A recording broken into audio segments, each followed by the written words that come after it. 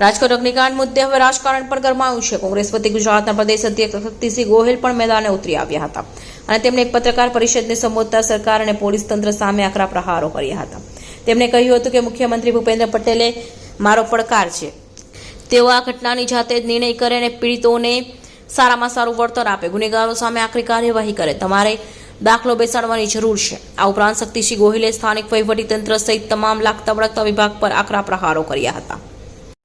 આ છે 2022માં ભારતીય જનતા પાર્ટીના પદાધિકારી મેયરશ્રી જે ઓટો એક્સપો આ જ જગ્યાએ લખેલું છે, આમાં ટીઆરપી અરેના, ત્યાં આગળ મેયરશ્રી જાય છે।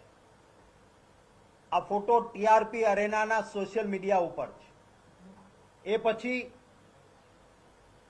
એ વખતના ધારાસભ્ય અને એક આજના ભાજપના મહામંત્રી છે અરવિંદ રૈયાણી, કિશોર રાઠોડ, બીજેપી ટીમ, અહીંયા લખવામાં આવ્યું છે બીજેપી ટીમ આ જગ્યાએ જાય છે।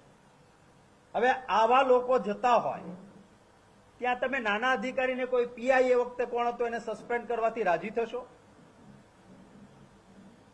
આ સૌથી વધારે ગંભીર બાબત collector Shri, SP, municipal commissioner Shri,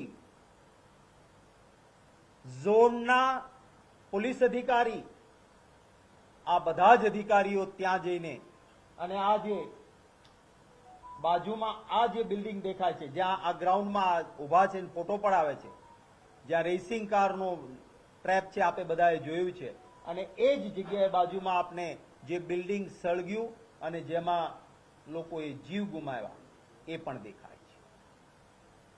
હવે આવા અધિકારીઓ ત્યાં જાતા હોય અને પછી સરકારે એમ કહે કે મેં 5 જણાને સસ્પેન્ડ કર્યા, શું આ વ્યાજબી છે ખરું? એક જવાબદાર રચનાત્મક વિરોધ પક્ષ તરીકે રાજકારણ નથી કરતો,